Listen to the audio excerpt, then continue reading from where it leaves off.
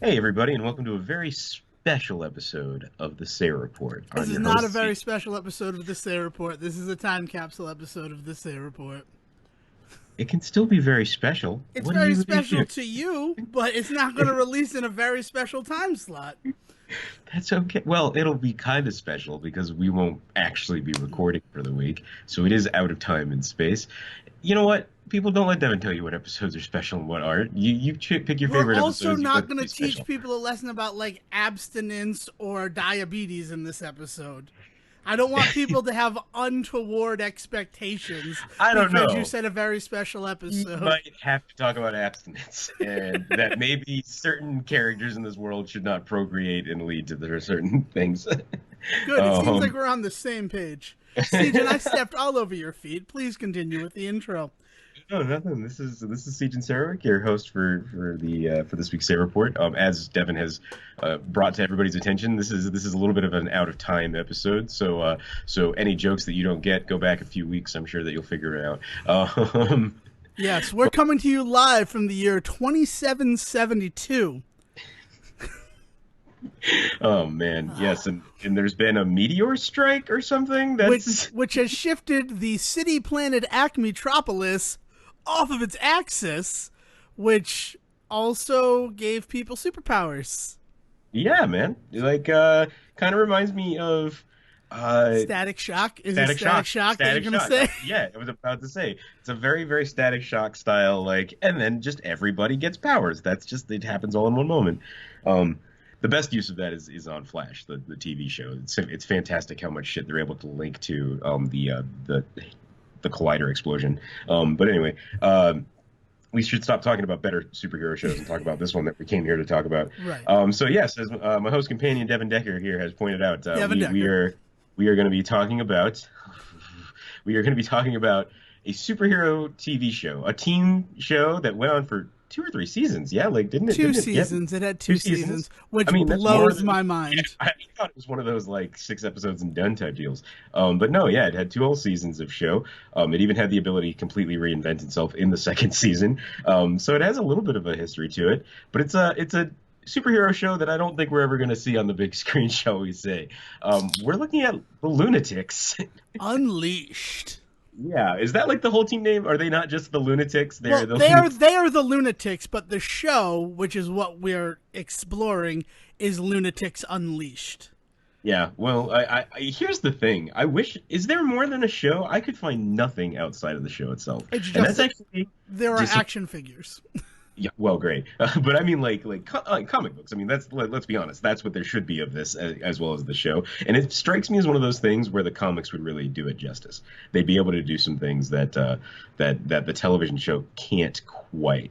And you know what I honestly think it is, and this is honest to goodness. As I was watching it, I thought this show would actually be really good if it had come out like 10 years earlier, when like X-Men was still on. Thank you, Sejan, because my big thesis for this series is it is 10 years too late. Yeah. Because it is a 90s extreme gritty reimagining of beloved characters in 2006. And in terms of what it's doing, in terms of like I mean, like the Looney Tunes always do, they take like a thing that you know and then they riff on it, whether it's opera or a movie or a TV show, right? And what it is here is that 90s Saturday morning cartoon superhero show, like your X-Men, like your Spider-Mans and stuff like that. So there's like all of this stuff going on that was legitimately actually kind of in a nostalgic sense, watching it now, 10 years out from when it came on, it was actually easier to watch and be like, oh, I get it. I see what they were doing. And this is actually like tolerable. But yeah, man, I I'm just don't understand why it was, why in that point, they felt that that's what they needed to do. So this was 2006, right? 2006. Yeah. Okay. Can you look up for me, because while I'm riffing on what I'm about to say, can you Hmm. look up for me when two other shows came out? Yeah. And that is The Spectacular Spider-Man, which I believe was 2008, and also TMNT Fast Forward, which I think was 2009. Yeah, I can definitely look that up. So, But and the reason why I have you do that is this show and my personal experience with it. In whenever the Spectacular Spider-Man was on, which is why I have our crack team of investigators hunting down that information, I had a very strict routine for Mondays, and that would be I went to URI for scenic design class. I didn't have a license at the time because I had lost it for speeding. So I got to ride up. I remember that. So I got to ride up to URI with Jason Broder, and we would go up there.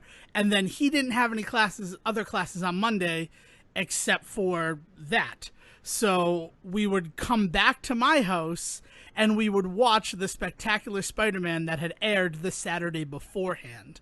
And usually in between URI and back to, Decker Base 13, we would stop off at Walmart and just like dick around, like get snacks or like maybe buy a $5 movie to watch after Spectacular Spider-Man.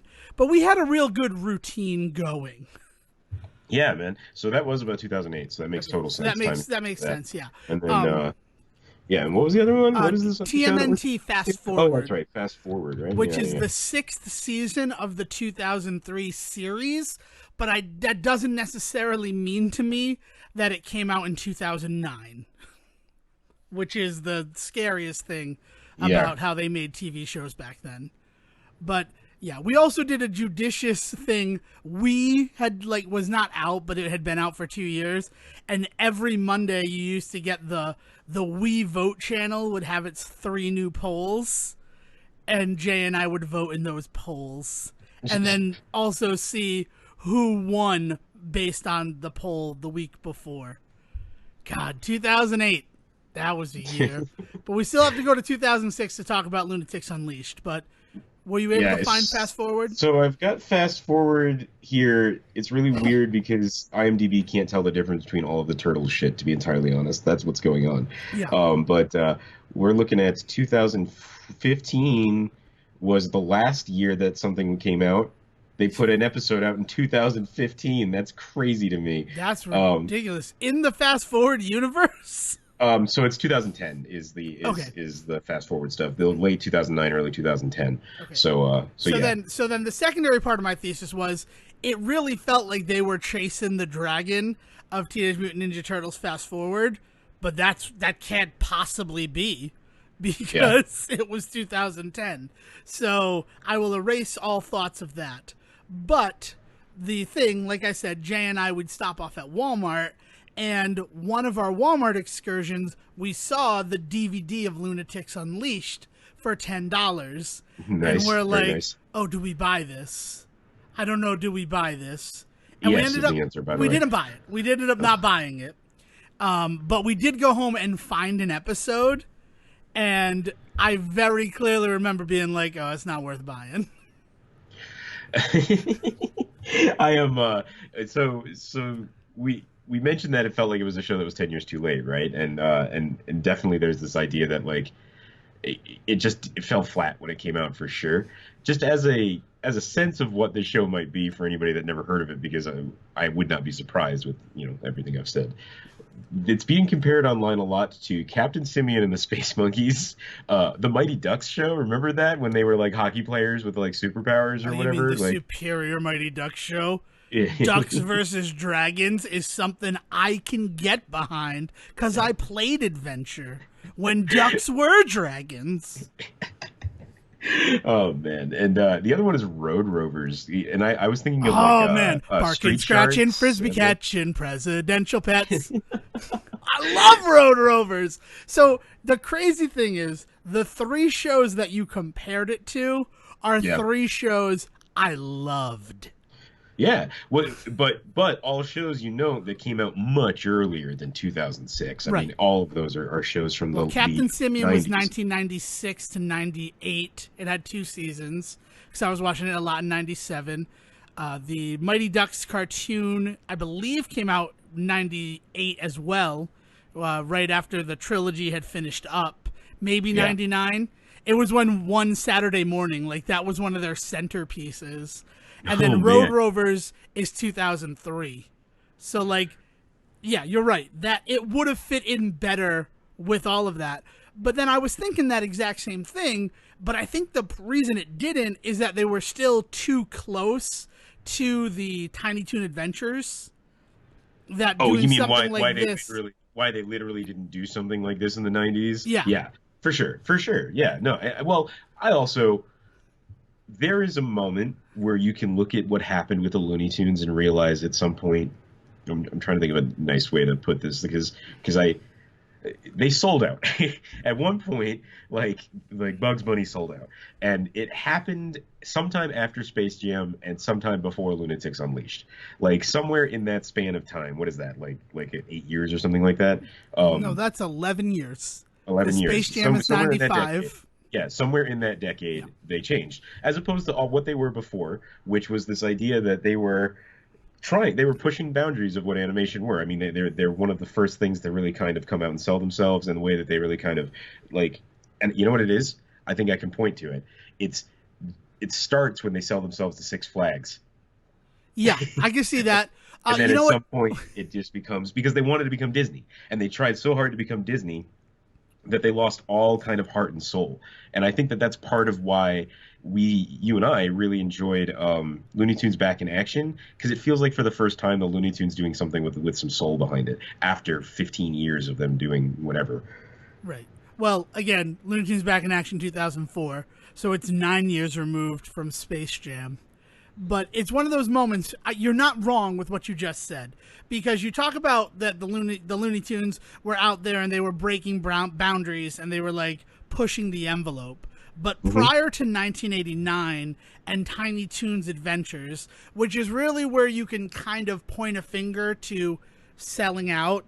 Yeah. The woman from Princess Bride would look at Tiny Toons Adventures and go, "Boo!" Like, just, I mean, because she's a miserable person. That's just her character. Like, I Yeah. don't think that Tiny Toons Adventures deserves the booing of the hag from Princess Bride, and I Right. say that because that's what she's credited as. I'm not. I have no problem with There's her. a lot of backpedaling in this story that you're telling. Keep going. Okay, but prior to 1989, so Uh-huh. the Looney Tunes come out in the 60s, right? Even like maybe prior to that 50s, like early animation stuff from Warner Brothers. But then what they became as cable television like began and was the Wild West of entertainment was it is cheap to buy the Looney Tunes package and fill your day with Looney Tunes. Yes it is, and it's slowly, and I'm sadly starting to realize what, exactly what you're saying here is that it started much earlier than Space Jam, and I'm starting to think that Space Jam might have been them selling out, Jeff. Yeah, so, I mean, Space Jam. Well, Space Jam was not them selling out. Space Jam was them succeeding in selling out. Right. That Yeah, no. By the time we got to Space Jam, they had already sold out. Yeah, that's. I'm starting to realize that, yeah, but because it's just sad. because I mean, my exposure to Looney Tunes was this is what I mean before Nick Jr. came along, which I believe was 1991. Nickelodeon during the day was just Looney Tunes, and Right. I kind of fucking hated it as like a little kid because I'm like, I can watch one of these, I can't watch 5 hours of this. And it's also one of those things that I don't know if it's just because my brain needed more stimulation at the time. I believe that stuff like Looney Tunes playing for 7 hours every day is what begat the trend of ADD diagnoses. Like, and because, but I point to like, that's what TV was really like in the 90s because a cable company, I'm also going to reference Comedy Central, and they would show so much Kids in the Hall and then switch over to Saturday Night Live. And that was fine, but I could only watch like one episode and actually be engaged before I'm like, I need this to end. I But need there something was else on now. but there was nothing else. At the time there was nowhere else to go to. So it was very, and I think that's why personally for me, right? We have not talked about Lunatics Unleashed at all. I just need to like We're gonna get there. bring that up. We're definitely going to get there. We'll deep dive. I think why USAM worked for me really was because it is the first time I can point at a cable network saying we're going to treat our morning lineup like prime time. And sure, it's all stuff that you saw before. Well, actually, a lot of those shows were one and done seasons. But we're going to have a programming block and be like, at 8 o'clock, it's always an episode of this. So, like, it engaged me. And it was like, oh, okay, so I'll watch an episode of this, and then I'll watch an episode of that. Oh, and 2 Wings at 11 o'clock. And that's fine, because Wings is that type of show where, like, I can do 2 episodes before I get sick of it. Right. Right? So it's one of those things where, like, we as a society didn't really understand the binge yet, especially because of what commercials were back then as well. Right. So I don't know. It's just one of those things. But, like, I look at the Looney Tunes, and as a kid watching them, like, I like this one where Wile E. Coyote is talking to me. I think that's very funny. I like A Night at the Opera. I like the one where Bugs fights the bull. Like, I can point to episodes that I enjoyed, but most Daffy of the versus time... the Pencil. That'll always be one of my favorite ones. That's Duck Amuck. Yeah, that's a great... the Scarlet... Pimpernel one. Pimpernel, yeah. The Scarlet also... Pumpernickel. Yeah. It's just, like, that's another Robin one. Hood. I mean, you want to start talking about when he does... It's a bucket of quarterstaff, but I'm not going to tell him that. Yes. Like, so there's all that stuff that we have in there, but it was never something I was excited about getting to watch until Tiny Toon Adventures came along, and it's like, oh, these are characters that are like me, that I kind of have a connection to because I've just been beaten over the head by Looney Tunes for so long. And then Tiny Toons Adventures runs, and, you know, Steven Spielberg, all that cachet, and it is accepted. It is like a well-accepted, celebrated show. So then they're like, well, maybe the Looney Tunes have some legs. Let's put them in a movie. But, like, let's put them in a movie with the biggest celebrity in the country right now. Yeah. Someone who defies fucking genre lines, who everybody knows. You don't need to like sports to know this guy. You don't need to like TV to like this guy. Michael Jordan meets the Looney Tunes. I bet we could print $1 million. Yeah, exactly. Because also in the 90s, $1 million was a lot of money. Yeah, it's kind of that idea that like we're already selling out and doing well at it, so like let's keep riding this. And there's little pockets where that kind of stuff where it does work for them, right? Like you pointed to Tiny Toons, we pointed to Space Jam. The other thing that I mean like can't go without is like I really enjoyed when they did a Duck Dodgers reboot in the, what was it, like 2005 to I think that started in 2003 maybe. Yeah. So like you get these little shining lights of like them doing things right, but you know it's the shotgun effect is really what I'm starting to realize is they really just kind of just shot at the wall, and if something was going to go and stick, it, you know, they stuck with it, but like it didn't always. I don't know. Maybe they got more successes than failures, though. Like, maybe Looney Tunes Unleashed is the rare miss. Well, and that's the thing, is that the only reason that we, as people who were born 20 years after their heyday, are talking about the Looney Tunes at all is because they had more hits than misses, right? That's the only thing. In the game of success battleship, they have sunk more battleships than failure has sunk for them. That metaphor got a little messy and spaghetti-y at the end. But and I look at something like, and we talked about it when we talked about Looney Tunes Back in Action, that Joe Dante wanted to make a Looney Tunes movie that rang true with what he believed the Looney Tunes were. And that is why it's very strange to think that missed. But it kind of missed because it did a lot of backpedaling from what people had come to know those characters as. Yeah, from what a lot of people in that audience knew those characters as. Yeah, I almost wonder if he had made it like an R-rated. You know what I mean? Not that he could have done like a hard R or anything like that, but if he had really geared it towards, because his time period of knowing the Looney Tunes would have been back when they were cartoons that were meant for a more adult audience. You know, political jokes and race jokes and all that sort of stuff too. But like the storylines going on in them were, and the references being made were not things for kids, right? And that's the kind of Looney Tunes he remembered. I almost wondered if they had let him make a quote unquote adult Looney Tunes, but what that would have been like. That would have been really interesting. Yeah, and I think, and that's a problem with it. But I also look at Back in Action and, you know, its sci-fi leanings and it's sort of what that movie was as the thing that got them to greenlight Lunatics Unleashed. Yeah, I can see something like that. Yeah, I mean, And now that we've they tilled the field, I think it's time to plant the so seed. so we've talked about it. It's a team superhero show starring the Looney Tunes, except it doesn't. Dev, that like one of my biggest problems with this show is I had no I did not remember this. They're not Bugs Bunny and Daffy Duck. They are in fiction specifically noted as not those people because they are like their grandchildren, great grandchildren or something. Okay, so if we're talking about the real timeline, 700 years have passed. Yeah, so they're like the great grandchildren of these actual like So, okay, characters. so I've been playing Oracle of Ages. I just completed Oracle of Ages. And there's a scene at the end where he talks about where Ralph talks to Queen Ambi and he's like, I'm your great great grandson. It is 8 grandsons, and the differences between the past and present in that game is only 400 years.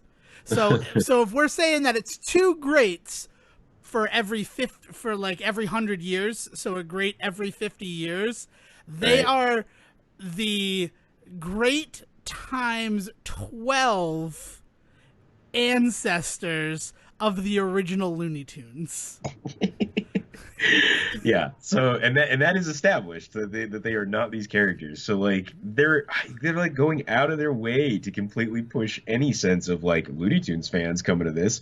So I ask you then, Devin, who is this show for? This show is 100%. This was probably a show that was in the pipeline to drop in 2005. I have not done any research, so everything I am saying is conjecture right now. They were Mhm. probably like writing the scripts for this show, and it was going to drop in 2005. And once Back in Action hit, and they're like, people kind of dug this movie, and only kind of dug this movie. It's not a Space Jam success, but it had some success. Kids WB is like, well, why don't we take this show and we'll spin it towards Looney Tunes? Mhm. And so we'll delay it a year. We make everything Looney Tunesy, and then we go from there. Now, granted, I Well, only saw the pilot. I could not bring myself to watch more than that episode because it just didn't work for me on so many levels. Like I watched it twice today, and I'm yeah, yeah, like, yeah. that joke is not a Looney Tunes joke. That joke is barely a 2006 joke. You know, Like, I get it. Yeah, for sure, man. And I'm actually thinking now because I joked earlier about how it completely reinvents itself for the second season. What it does is it becomes much more of a Looney Tunes. The first season is this is a sci-fi show that the Looney Tunes happen to be a part of.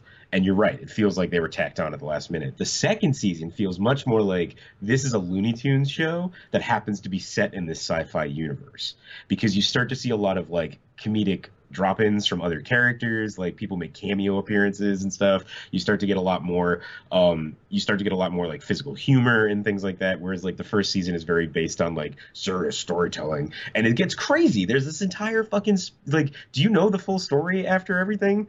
There's like this space opera going on in the background of this entire show. no, I don't know that. The only other episode I know about is the Weather Girl episode Yeah, because yeah, yeah. it as a child, it was my least favorite type of episode of a television show. And like I read the synopsis of it, and I read the synopsis because Kaylee Cuoco was in it. So I'm like, oh, what was she doing? Right? Because it's a year before she becomes Penny on The Big Bang Theory. So I'm like curious. I'm Yeah. curious about what this is, and I read the synopsis because I couldn't find it to watch anywhere, and episodes where the villain already has their superpower and then something happens to make them villainous, it always sat uncomfortably with me. Cause it's like, what? It's not like she got the powers. So she was using the powers responsibly up to the point where she got struck by lightning, and then she decides world domination is what she wants. What the fuck is that? I'm Yeah. sorry. Like it. No, it's bad storytelling. No, for sure. There's so there's oh man, it's just it's so the story of this show, just so that everybody gets an idea of what was going on, and I think this is going to lend so much credence to what you just said about it not starting out as a Looney Tunes show. So it ends up being that the leader, the woman that calls them together, that's kind of like Zadavia, their yeah, I was gonna, which my question for about season 2. Sorry to jump on you again, but is she still there in season 2? uh All right, no, good. I don't remember her Okay, there. No, she's there, but she's not. Okay, so she's a lot. She's a very like odd, like overseeing presence. She's a lot like what's his name from Power Rangers. There, honestly, like Zordon. Zordon. Like she sends them out on their missions and all this shit, right? And then slowly throughout the season, you begin to learn there's more and more to her. And it turns out that she is the reason why everything got like kind of saved. Like it was going like the meteor was going to destroy the world, and she actually has these like superpowers that can like set the meteor off course. And she's like an alien, and her brother is the bad guy who has been trying to destroy Earth. And it becomes this whole fucking space epic about these gods, these like essentially it's like the Eternals or some shit. Like it's some crazy fucking Inhumans like level. Like the story is so bizarre and so well detailed, and it's never actually ends up becoming a huge part of the show overall until like when it needs to. Like there's entire episodes where it's just not referenced, and then the second season just completely again. So she's there, but by this point that problem is solved. Like that story is ended, so they don't know what to do with her. She just becomes another one of the characters on the team, which is really bizarre because she's not a Looney Tune in any way, and on top of that, everything we know about her, she is essentially like this like godlike figure, and she's just one of the guys now. It's very bizarre. But yeah, that's what this show is. And then, Looney Tunes. Kinda. Looney Tunes, kinda. Looney Yeah, Tunes asterisk. Because okay, so I'm happy to know that about Zadavia because as I was watching it today, I'm like, I think I personally would have liked this show if they didn't have oversight like this. If it was just, we have these powers and we know that we need to use them to keep the world in balance. sure. Like, More of like a Justice League where they yeah, where they don't have somebody telling them what to do. They're working as a democracy. right.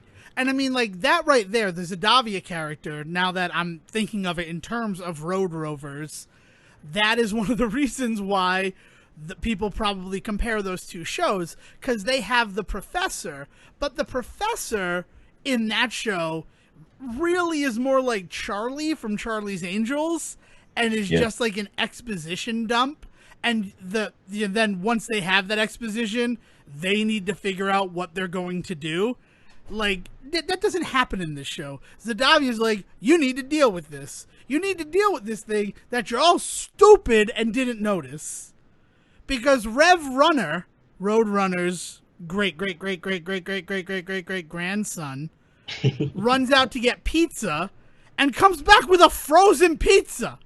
And not like not like DiGiorno, which is not frozen pizza, it's DiGiorno. But, sorry. But he comes back with like a pizza in a pizza box and it's ice. It's just like a thing of ice. And it's like, why? Like, you don't notice? You guys are idiots. Like, why do I care about you? You're idiots. yeah. Like in an attempt to kind of add humor to the show, they really kind of undercut any of the cool factor, like at all. So it doesn't know what kind of show it ever wants to be, right? Like, does it want to be the cool superhero like gritty reboot where like it's got like it should have some more intelligent jokes than behind it if that's going to be the case, and we know they're capable of it. Like look at all of the great like references and referential humor that's in Looney Tunes and Pinky and the Brain and Animaniacs. Right, but a lot of Right? those, Like, yes, but those all, the connecting factor of some of those ones that you just mentioned is Steven Spielberg. This is not a Spielberg production. This is not him no, but you got presenting. to imagine that it's not him presenting, but you've got to imagine that there's still like there's like a sense of those people. Like animators are incestuous to beyond belief when it comes to shows like that, and you've got to believe that there's some people on that team that have worked in Warner Brothers Animations, like on those other things. And so I'm knocking shit over. See, but I question that just because of what we touched on the fact that this probably didn't start out as a Looney Tunes show. And That's speaking true. on the Yeah. second one, like that's why that stuff starts to come into it. But if they Yeah. have scripts that they need to work off of and then put these characters into, there's only so much that you can do, especially if this was supposed to drop in 2005 and they're like, it needs to be ready for 2006. Otherwise, people will have cooled off on the Looney Tunes because too much time has passed since Back in Action came out. It feels like it was probably a insurmountable task to try to make this as witty and clever, and witty is the best way to describe the Looney Tunes. Right. Like I look at my high school, and there was an award for class clown, and there was an award for most wittiest, and I loved that because those are two very different things. For sure. Yeah. Wit implies an intelligence. That class clown does not necessarily. There's this idea that this show could be something better that just kind of sticks with you the whole time that you're watching it. You know, like I can't think of a better way to really kind of. I'm trying really hard to be nice about this because there is this idea. There's this part of me that loves the characters, loves the idea, loves the concept of doing the gritty reboot, like spoof shit, like all of that works for me. And it's just a bummer watching this show, man. Right. And at the end of the day, it's not new. So it's okay to be kind of mean to it. Like if this had just dropped, if we were talking about a Looney Tunes show that came out like even a month ago, and we had negative things to say about it, it would feel weird because like have we really given it a chance? History has already decided on Lunatics Unleashed. Yeah. And Lunatics Unleashed's failure has certainly not stopped similar projects from coming out. If anything, Lunatics Unleashed failure has taught them we need to do better. That's why something like Young Justice, which is very Lunatics Unleashed in the terms of people like the Justice League Unlimited, and that if we're going to do it with kids in mind, we need to actually, treat the kids like they're intelligent. Yeah, right. Like we can't just assume, oh, it's the rabbit. It's not Bugs Bunny, but you're probably not even going to care. Like that's the craziest thing about you saying that you didn't realize that it was their ancestors, their ancestors, I guess. Their descendants is the word that I would actually use. That it's their descendants is you fell for the bait. And in a way that marketing in 2006 totally wanted you to fall for the bait. But then the problem is there was nothing attached to it. Underneath that bait, you could see the hook. And you're like, well, I'm not going to put my mouth on that. I would like to live. Yeah. I'd like to go do something else better. Yeah. Teen Titans. I'd like to go watch Teen Titans. Right. And it's like, and there was no dearth of things that like were better than this at the time either. Yeah. Like, yeah. It's so weird. It's such a weird show. I mean, and the craziest thing is that Ace Bunny and Lexi Bunny are just the $6 million man and the Bionic Woman. It's man. You're not even. I'm not even kidding. He even gets into like an accident, like, right? He literally is the $6 million man. Well, he's not not that way. No, mostly in powers. Really? Because he has optical enhancements, which like he worked as like a stunt double, and then the thing hits, and he like uses I don't like know. his. I didn't see that. That's not in the first episode. The first episode of the show also does that weird thing that like WB shows did, where they're like, "We're gonna punch you into the action. We're gonna wait 7 episodes to give you the origin of Freakazoid. We're gonna start you at a prom episode." It's very anime storytelling. Yeah. That's what it is. It's anime style. We want to show you what the show is going to be, and then we're going to start from the beginning and get you there. Is the thinking behind it? I don't know. But if that's actually what Ace Bunny was, if he was a stuntman who that happened, but I think of it because he has optical enhancement, and one of Steve Rogers' biggest things, Steve Austin, was that he had bionic eyes, and Lexi has sonic hearing, and that's like Jamie Summers. Like that was all the Bionic Woman really was, is that she had super hearing. She could hear real good. Oh, and for a woman in the 70s, that hot goss. God. Man. So that yeah, so we mentioned that Bugs and Lola are there. Lola being there is very telling about what they were trying to do, I think. Yes. By the way, because she's not in Back in Action, to my memory, right? No, she doesn't show up in that at all because that's not the point of it. And in fact, Yeah. they make the joke in Back to Action of we'll get you a female lead, and Yeah. no, That's no, we're right. not going to do that. I forgot about that part. Oh man, that fucking movie. And so we have Daffy Duck, who is well, eventually Danger Duck, but he spends the whole episode like arguing about what he's going to be called, right? Isn't that the whole like Yep, joke in that? Yeah, Super Duper Duck, Super Duper Duck. Daredevil Duck, and then I there's like that one one. other one. Daredevil Duck is pretty good. No, the Duckinator. The Duckinator. Stupid. I mean, that's the only good joke in the first episode, is that he's like, because the Duckinator needs to be in superhero strength, and Ace Bunny goes, yesterday you were calling yourself Super Duper Duck, and he goes, yeah, it didn't roll off the tongue. But then later on in the episode, when he is going through names, he revisits Super Duper Duck as a choice. And I'm like, wow, continuity for humor. I didn't think you were capable of doing that. Didn't realize. This show. Yeah, I didn't know we were going to get something like that. Damn, the thinking man's joke there. So we have Danger Duck, yeah, and then we have a couple of like at this point they become random pulls to me. We have the Tasmanian Devil, Wile E. Coyote, and Roadrunner, but they're known as Slam Techie Coyote. Tasmanian. Slam Tasmanian, Tech E Coyote. Which is my favorite. I gotta Really? be honest. He's my favorite lunatic. Hands down, favorite lunatic is Tech E Coyote. Is And it I because hate he's- saying that. I hate saying that. But it has to, if I had to pick one, it would be him. Yeah. Isn't he just basically Donatello? No, Donatello. No, Rob Paulson is Rev Roadrunner. First of all, it's weird that like those two characters, because of their like connection, are sort of best friends in the show. Rev and Tech are like best friends. Despite the fact that like that's not their story, you mean? No. It's weird that it's like, oh, we're definitely best buddies. Yeah, no, you're not wrong.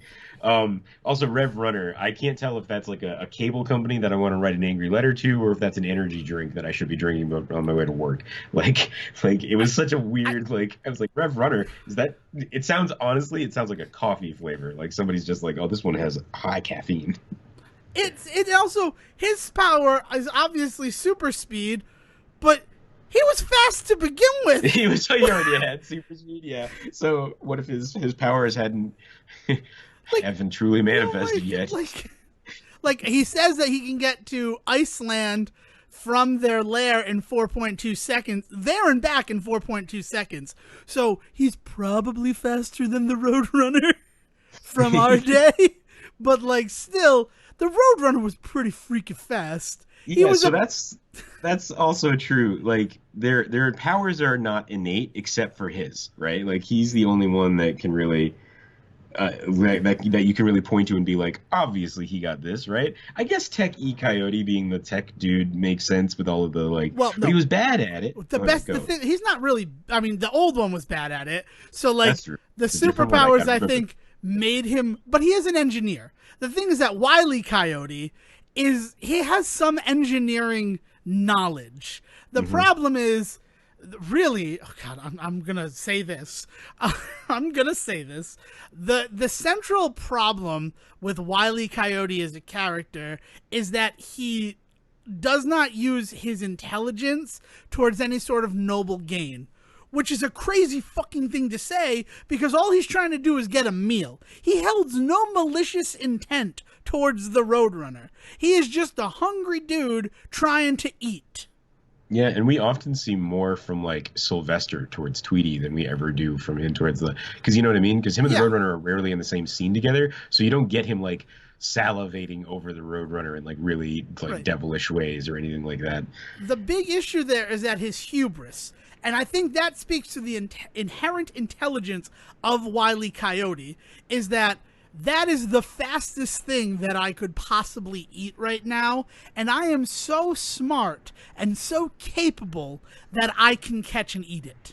Yeah. It's hubris. Hubris is the central flaw of Wile E. Coyote. And that hubris really pulls forward into Tech E Coyote, but he's talking. So it's like that one episode that I like of Looney Tunes where Wile E. Coyote talks to me, but it's the whole show. Also, his superpower is regeneration. And that makes so much sense when you consider just how much abuse Wile E. Coyote took in terms of Looney Tunes that it would be like, yeah, no, he flat out dies in the first episode of Lunatics Unleashed, and then he regrows himself from the ashes. Techie Coyote is Deadpool with an engineering degree. He's also the snarkiest. Like, he feels like the most developed character. And I'm not sure if that's just because he's literally the first one to talk, so you have, like, just a few more seconds with him, or if it's the fact that we kind of need to justify why he is on the team. So we do that. But he does the most, too. Well, part of it is that I mean, first of all, in the very first episode we're talking about here, right? Because like stuff happens throughout the series, but that's like a here nor there. Because like I think part of it comes down to the fact that they run into I'm so glad you mentioned the Justice League earlier, because they run into so many Justice League style problems in this first episode where like Batman and Superman and Wonder Woman are basically, you know, like untouchable. So like doing anything that puts them in danger or makes them interesting is really not worth it, because it's gonna take too much time to explain why this is actually pressing to Superman, who can basically fix any problem with just like breathing on it heavy. Like, so there's so much more room, I think, in one episode for Tech E Coyote. I mean, a la like talking about like a Cyborg or a Flash. Like they end up becoming the more interesting characters to watch. I mean, because they are flawed in a way that like guys, like you can't really have Bugs Bunny have too many flaws. At some point he's not Bugs Bunny anymore, right? Like if he's too much of a dope, that's not very Bugs Bunny. Bugs Bunny's one cool motherfucker, right? If he's not too intelligent, no. Bugs Bunny's actually like probably the smartest one in the room. He just doesn't show it because again, he's a cool motherfucker. Like he's kind of flawless as a character. I agree. And so like it's hard to write around something like that, right? Like when you're dealing with a character like that. So if they come in and they slam these characters into the story that already exists, I bet you that like parts of Techie Coyote's dialogue wasn't his to begin with, or like there were parts of his story throughout the series that were probably not his to begin with, but they became his because he was so much easier to work with and made so much more sense in terms of like growth and stuff like that. Yeah.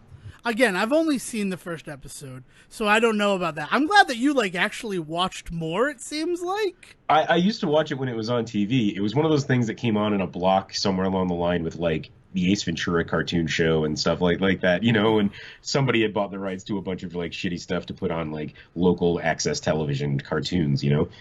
At some point Davy and Goliath would come on in the middle of it, like so it was on Ion Television. Yeah, without a doubt. It was on, like, that's where I watch Archie's Weird Mysteries. And I would like to just give a shout out, since you mentioned the Ace Ventura show. That show Garbage, The Mask, was super good. Because crossover episode, very interesting. That crossover episode. Oh, when the mask lands on Ace Ventura's butt and it becomes a character. It's an actual character.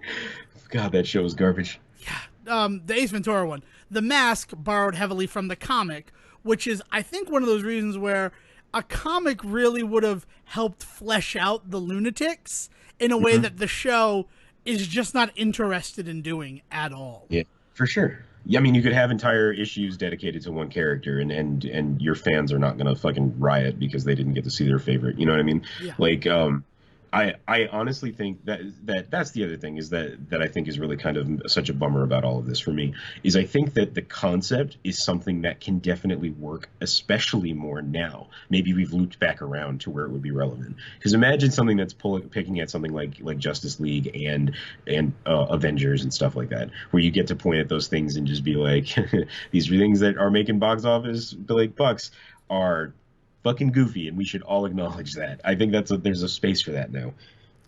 Yeah, and it's one of those things also where I feel like it would be built from the ground up, so it wouldn't. So and I get where they're coming from. If they're trying to slam in these characters Yeah. to make it relevant. That's difficult. But if you're building it from the ground up, I know that if I were building a superhero Looney Tunes show from the ground up, they're not fighting Mooks of the Week.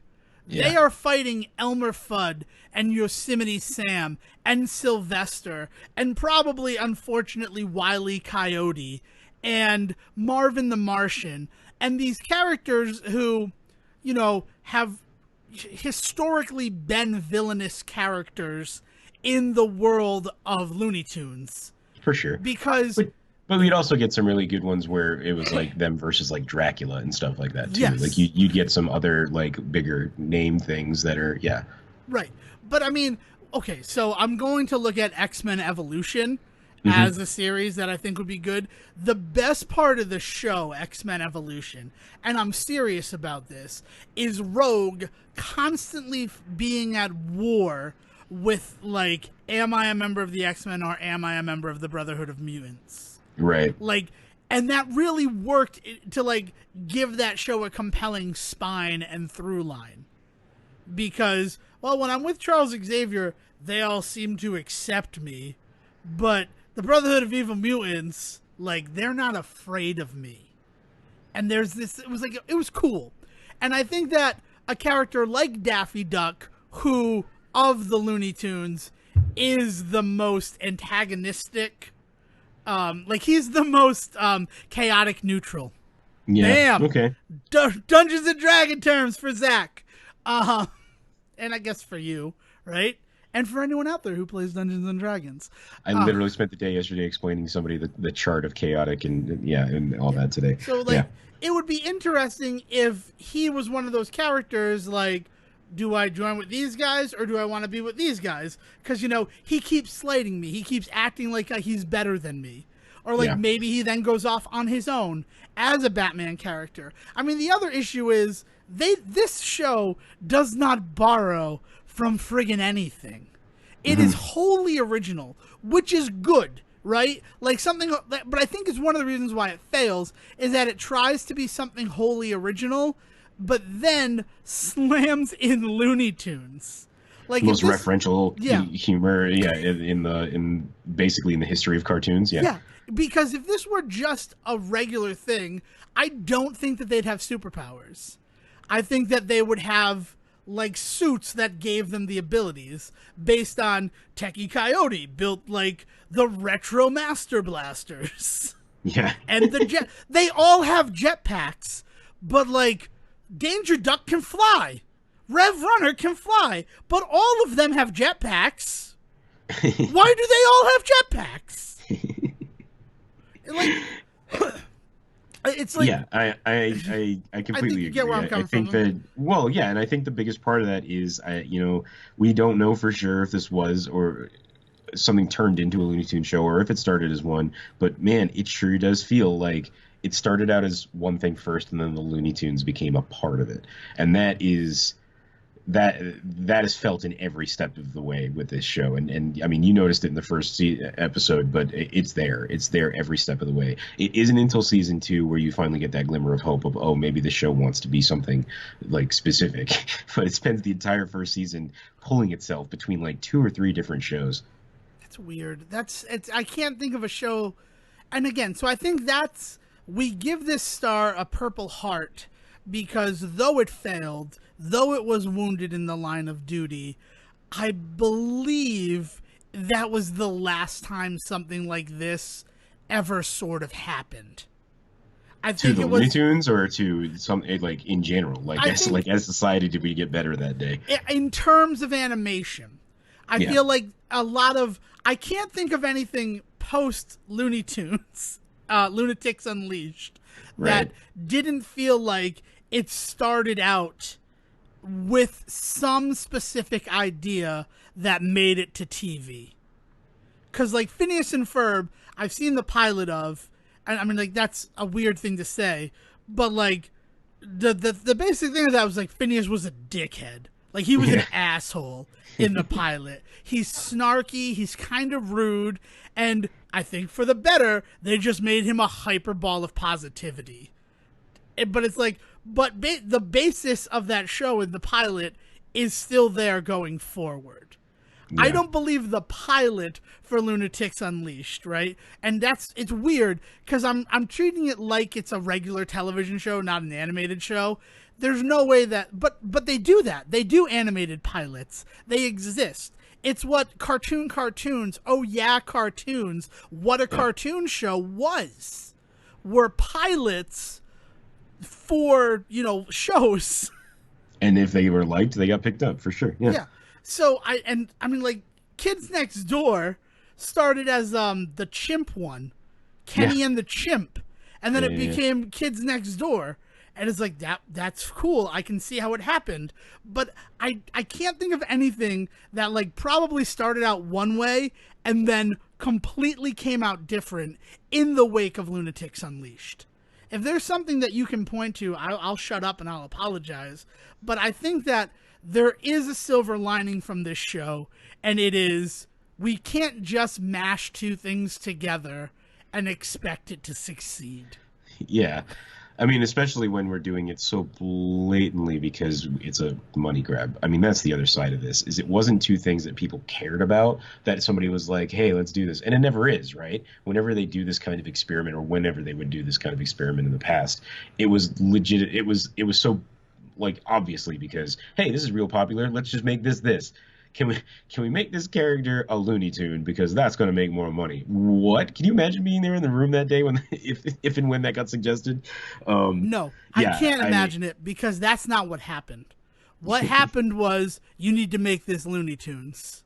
Yeah. What the fuck are you talking about? This is a space opera. How am I make this Make it Looney Tunes. You have a year. Bye. Because it wasn't a. You think this is possible? It was I mean, and I'm just basing it off of the first episode, which again, we probably should have done some research, but there's like a real lack of information about this show online. Oh yeah, I mean it's one of the buried shows. I mean it's one of those ones that was such a kind of a failure that I mean, we were talking earlier about why don't more people talk about this? Why aren't we all like really paying attention to what this thing was? I mean, yes, because it was bad, but specifically because it was so bad that Warner Brothers went out there and like fucking like buried DVDs in the desert type bad. Like that's what we're talking about. Like this is the kind of thing where you don't see the full series of Lunatics Unleashed on the shelf much anymore because it's a rare print. Yeah. They were just trying to make money. They were trying to make money on the people like Jay and I who would see it in Walmart and be like, oh, I like what Warner Brothers is doing now. Really love the Spectacular Spider-Man. Let's buy this. I mean, it's the perfect grandma buy. It's superheroes and it's Looney Tunes. I bought this for you, and it's like, thanks, Grandma. Thank you. This action figure. It's a green Wile E. Coyote. Maybe he ate the Roadrunner and it made him sick. Thanks, Grandma. Okay. Can we return this? I really want a Techie Coyote action figure. Like, I'm going to be honest with you. See? And here it is. Devin. This is toyetic. why they never learned. It's toyetic. God damn, it's toyetic. I mean, he works for me as a character. And the crazy thing is, it's a sea of mediocrity, and he is the buoy for me. It's also, like you said, they seem random because, like, the Thor, Hulk, Cap, and Iron Man of the Looney Tunes would be Bugs, Daffy, Porky. Porky Pig, yeah. Yeah. And then, I don't know, probably Tasmanian Devil. I feel like he's the most popular. Like, I think he's on the most shirts and stuff, like merchandise-wise. I know that's a weird thing to say, but I feel like that's something that I read somewhere. Yeah, I mean, Tasmanian Devil, he's on the mud flaps, like, He's the Hulk. He's the Hulk of the group. Yeah. Like, the one that is too stupid to understand the damage he's doing, right? Like that sort of thing, for sure. But there's also, there's all these other characters for them to really kind of deep dive into and pull from. I mean, like where is Elmer, and like why is he not the Lex Luthor of this universe? Like that sort of thing. You know what I mean? Like exactly. Why that'd be incredible. I would love a Lex Luthor. You know what? Yeah. There's this little part of me that would almost love Elmer Fudd as the Joker. Oh man. Be- God, it's so that's I'm trying to think if there is somebody that would be a better one, but that would be weird. That would be really because weird. like he's in no uncertain terms in the original Looney Tunes stuff, Elmer Fudd is the juxtaposition to Bugs Bunny. For sure. So Yeah. if you make Bugs Bunny Batman, which he would never be Batman, like he would be Superman, and Yeah. then you'd think Elmer Fudd is Lex Luthor, but like Yosemite Sam is a better Lex Luthor type. For sure. He's not but the thing is that he doesn't have two things that make Lex really important. Intelligence and an actual kinship with Supes. Like there is a bond between him and Superman that Yeah. is important to that character. And it can be one that is built up through the Clark Kent relationship with him, or it can be one that's built up through like respectful adversaries, or like like there's millions of ways in which that has been portrayed. Oh yeah, but And I just don't think you can get something like that out of a Yosemite Sam, but that would be something really funny to watch from Elmer Fudd and Bugs. yeah.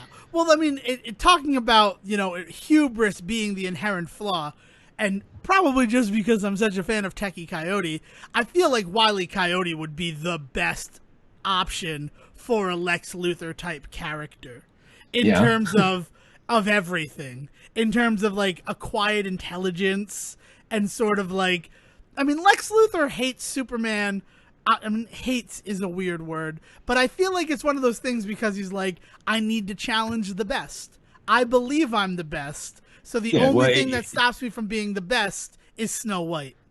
So Yeah, well, I think it's fair to say that he hates Superman at certain points in the story or universe, well, whichever I one mean, you want to go with. in But the yeah. comics, he definitely hates him for making him bald. I had a hot day tonight, Superman. Your stupid breath made me bald. I told you, if I breathe on anything, it just solves it all. Oh shit, man. Yeah, so Lunatics Unleashed. Don't go find it. Like I can't even recommend it as like an interesting like watch because it's not even interesting. Dude, Like look for some pictures. That's gonna be the thing that's gonna blow you away. Is you're gonna look at pictures and just be like, this what like I can't even tell what they were thinking from the images. Like who sat down to the first meeting where they showed those pictures and thought, yes, this is what this show should look like. Yeah, I agree. Especially the reason why I don't say Hunted Out or that is that even it's on Amazon Prime, right? Little shout out to because they need the free advertising, the $1 trillion company. But it's on Amazon No, Prime. they need to be taken to task for having Lunatics Unleashed available. Yes, but right, but small victories, right? This is how we get the message out there. But the cost for the season of Lunatics Unleashed is ridiculous. Is it? Astronomical. It's like this show is not worth it. You are asking for per episode more than like modern shows that are actually good asks per episode if I buy this season. That's disgusting. Like it's I'm just like, and then like the DVDs are like $30. There's no reason to watch this show. He's right. Look at the pictures, and I don't know. I mean, just look at this episode. If you like need to be reminded as to why, all we could do was talk about other things. Yeah. Yeah, I mean, it's just it's really funny because there's two things that we really love. Like we've talked a lot recently about our love of the Looney Tunes, and we've never shied away from our love of like superhero stories and television shows and movies. So I get it. Like I get where the idea comes from. I just I cannot express how much of a mistake it was. Well, sometimes an idea Our hubris, cannot our hubris, Devin. no, an idea inherently itself is not bad, but like it sometimes requires cultivation, and it feels like they had this idea and then they made a show, and they didn't think about the consequences or about what it should be. Seriously, I'm done with this show in that first episode when Lexi, who, by the way, is the girl. Like, her name is not said until the end of the episode. Everyone else is basically name dropped 2, 3, 4 times. I mean, like, Danger Duck, it's a joke. But they at least call him Duck. Like, you Right. know that, like, he's supposed to be a duck, not a platypus. And then Right. I'm like, but I couldn't remember her name when I was watching it today. I'm like, I know all their other names, but like, when do they say her name? And it's right at the end, and I'm like, so for 21 minutes of this show, she's the girl. Yeah. Which also just talks to an inherent issue with superhero entertainment from 13 years ago, but also how they viewed and what they were looking at this show as. Right. Exactly. Okay. So, bye, Lunatics Unleashed. I'm done with you. Lunatics Unleashed. I'm glad I will own that episode for however long Amazon allows me to own it. Hopefully they take it down soon. Maybe they'll rip it away from you, and would you be mad? I don't know. That'd be a weird feeling. I don't know. I know I'm deleting it from my phone as soon as I get away from my computer. So, if you want to talk to Sejin about Lunatics Unleashed, and it's Sejin who you talk to about Lunatics Unleashed, you find him on Twitter at Siege versus the World. And if you want to spam Devin with a bunch of just pictures from Lunatics Unleashed, make sure that you find just some of the best ones of Ace Bunny and Lexi Bunny for him, because those are clearly his favorite characters. You can get him at Devin D. Decker.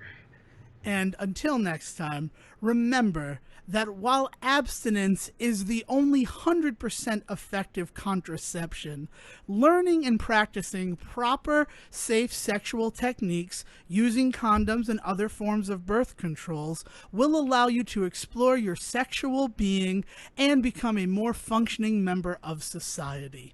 Will bring us home. Thank you for listening to the Say Report with your host Devin Decker and Stephen Serwick. Please follow the guys on Twitter and Facebook by searching for The Say Report, and you can always subscribe on your podcast channel so this is delivered straight to you and you can enjoy it every week. With apologies to your mother, we'll see you next time.